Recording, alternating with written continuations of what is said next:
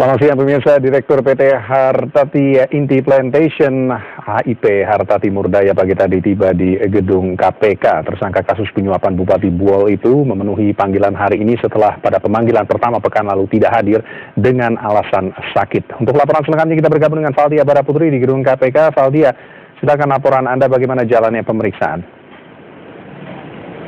Ralf, tersangka kasus suap Bupati Buol Hartati Murdaya telah tiba di KPK sejak pukul 9 waktu 45 menit waktu Indonesia Barat pagi tadi, dan ia tiba di KPK dengan menggunakan ambulans dari Rumah Sakit Medistra tempat ia dirawat selama beberapa hari ke belakang.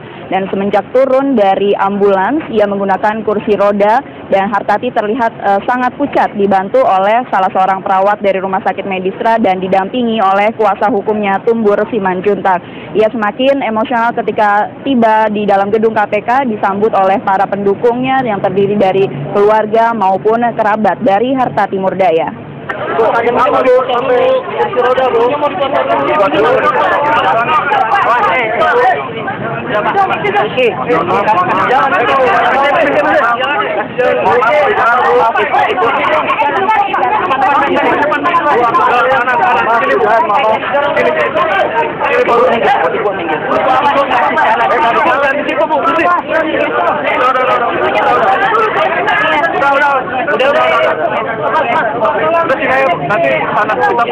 Iya.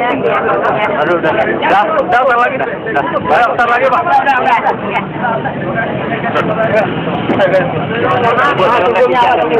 Kasih jalan.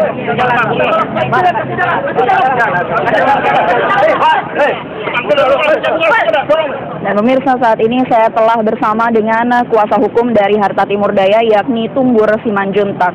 Selamat siang, Mbak Tumbur. Selamat siang.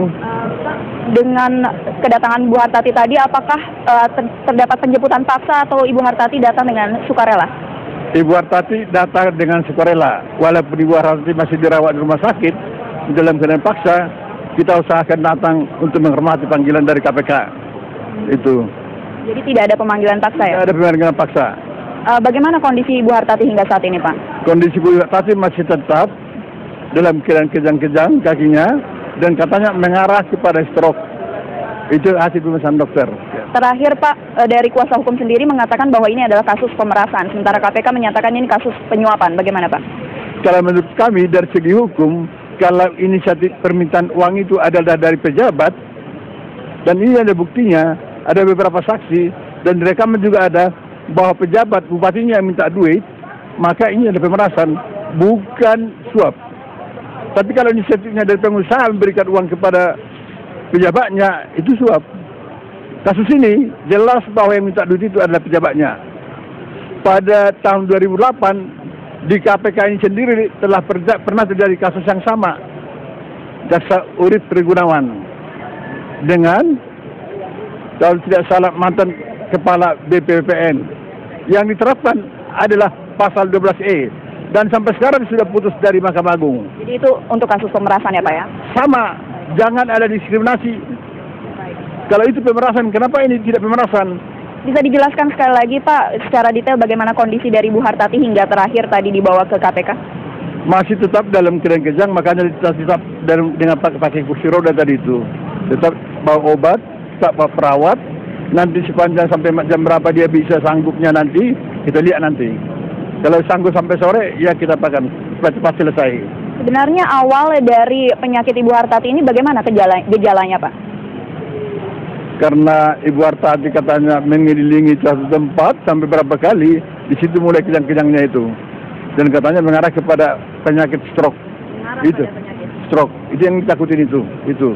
Ya. Terima kasih Pak Tumbur Simanjuntak. Dan pemirsa, itu adalah kuasa hukum dari Hartati Murdaya, Tumbur Simanjuntak. Kembali ke studio, Ralf. Terima kasih Valdia Baraputri melaporkan dari gedung KPK Jakarta. Itulah headline news untuk saat ini. Klik metrotvnews.com untuk berita-berita headline news kami. Headline news berikutnya akan hadir 1 jam dari sekarang dalam program Metro Siang. Sampai jumpa.